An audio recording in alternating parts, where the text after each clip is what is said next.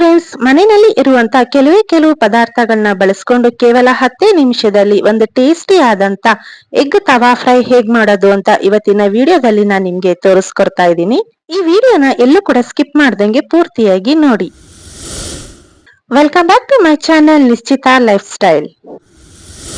ಮೊದಲಿಗೆ ನಾನು ಇಲ್ಲಿ ಎಗ್ ತವಾ ಫ್ರೈ ಮಾಡೋದಕ್ಕೆ ಅಂತ ಒಂದು 3 ಮೊಟ್ಟೆಗಳನ್ನ ತಗೊಂಡು ಅವುಗಳನ್ನ ಚೆನ್ನಾಗಿ ಕುಸುಕಿ ಹಾಗೇನೆ ಅವುಗಳ ಸಿಪ್ಪೆಯನ್ನ ತೆಗೆದು ನಾನು ಇಲ್ಲಿ ಇಟ್ಕೊಂಡಿದ್ದೀನಿ.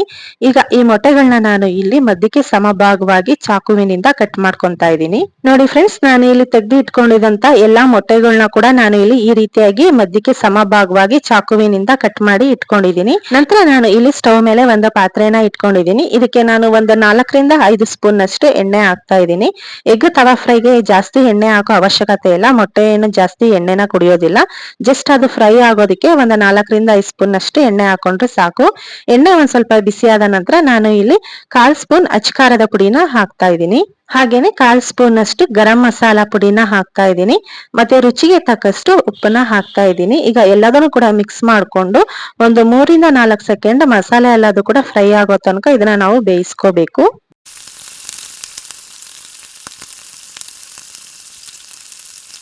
ಈಗ ಮಸಾಲೆ ಎಲ್ಲದು ಕೂಡ ಚೆನ್ನಾಗಿ ಎಣ್ಣೆನಲ್ಲಿ ಫ್ರೈ ಆಗಿದೆ. ನಂತರ ನಾನು ಇಲ್ಲಿ ಕಟ್ ಮಾಡಿ ಇಟ್ಕೊಂಡಿದಂತ ಮೊಟ್ಟೆಗಳೇನಿತ್ತು ಆ ಮೊಟ್ಟೆಗಳ ಪೀಸ್ನ ನಾನು ಇಲ್ಲಿ ಹಾಕ್ತಾ ಇದ್ದೀನಿ. ಒಂದೊಂದಾಗಿ ಎಲ್ಲಾ ಮೊಟ್ಟೆಗಳ ಪೀಸ್ನ ಕೂಡ ನಾನು ಇಲ್ಲಿ ಸುತ್ತಲೂ ಹಾಕೊಂತಾ ಇದ್ದೀನಿ. ಈಗ ಇದನ್ನ ಮತ್ತೆ ನಾವು ಒಂದು 3 ರಿಂದ 4 ಸೆಕೆಂಡ್ ಇದನ್ನ ಸ್ವಲ್ಪ ಎಣ್ಣೆನಲ್ಲಿ ಫ್ರೈ ಮಾಡ್ಕೋಬೇಕು.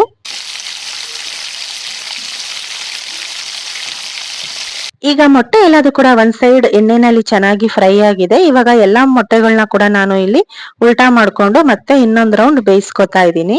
ಮೊಟ್ಟೆನ ತಿರುಗಿಸ್ಬೇಕಾದ್ರೆ ನಿಧಾನಕ್ಕೆ ತಿರುಗಿಸ್ಬೇಕು. ಅದ್ರಲ್ಲಿ ಇರುವಂತ ಭಂಡಾರ ಯಾವ್ದು ಕೂಡ ಮೊಟ್ಟೆಯಿಂದ ಸಪರೇಟ್ ಆಗದೆ ಇರೋ ರೀತಿ ನಿಧಾನಕ್ಕೆ ಅದನ್ನ ತಿರುಗಿಸ್ಬೇಕು. ನಂತರ ನಾನು ಇಲ್ಲಿ 1 ಸ್ಪೂನ್ ಅಷ್ಟು ಕುಟ್ಟಿ ಪುಡಿ ಮಾಡಿದಂತ ಕಾಳು ಮೆಣಸಿನ ಪುಡಿನ ಹಾಕ್ತಾ ಇದ್ದೀನಿ. ಕಾಳು ಮೆಣಸಿನ ಪುಡಿನ ಹಾಕಿದ ನಂತರ ಇದನ್ನ ಮತ್ತೆ ನಾವು ಒಂದು 4 ರಿಂದ 5 ಸೆಕೆಂಡ್ ಇದನ್ನ ಬೇಯಿಸ್ಕೋಬೇಕು. ನೋಡಿ, ಇವಾಗ ಕಾಳುಮೆಣಸಿನ ಪುಡಿ ಹಾಕಿದ ನಂತರ ಇದು ಒಂದ್ ಸೈಡ್ ಚೆನ್ನಾಗಿ ಇವಾಗ ಬೆಂದಿದೆ. ಮತ್ತೆ ಇದನ್ನ ತಿರುಗಿಸ್ಕೊಂಡು ಮತ್ತೆ ಒಂದ್ 2 ರಿಂದ 3 ಸೆಕೆಂಡ್ ಇದನ್ನ ಬೇಯಿಸ್ಕೋಬೇಕು. 2 ಕಡೆ ಕೂಡ ಮಸಾಲೆ ಎಲ್ಲದು ಕೂಡ ಹಿಡಿಬೇಕು. ಅದಕ್ಕೋಸ್ಕರ ನಾವಿಲ್ಲಿ 2 ಕಡೆ ಕೂಡ ನಾವಿಲ್ಲಿ ತಿರುಗಿಸ್ಕೊಂಡು ನಿಧಾನಕ್ಕೆ ಇದನ್ನ ಬೇಯಿಸ್ಕೋಬೇಕು. ರೆಗ್ಯುಲರ್ ಮೊಟ್ಟೆ ರೆಸಿಪಿಗಳನ್ನ ಟ್ರೈ ಮಾಡಿರೋರು ಇದನ್ನ ಒಂದ್ಸಲ ಟ್ರೈ ಮಾಡಿ. ಇದು ತುಂಬಾನೇ ಟೇಸ್ಟಿಯಾಗಿ ಇರುತ್ತೆ.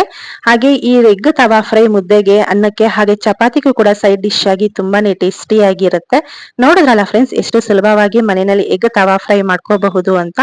ನಿಮಗೆ ಈ ವಿಡಿಯೋ ಇಷ್ಟ ಆಗಿದೆ ಅಂತ ಭಾವಿಸ್ತೀನಿ. ನೀವು ಕೂಡ ಮನೆಯಲ್ಲಿ ಒಂದ್ಸಲ ಟ್ರೈ ಮಾಡಿ ನೋಡಿ.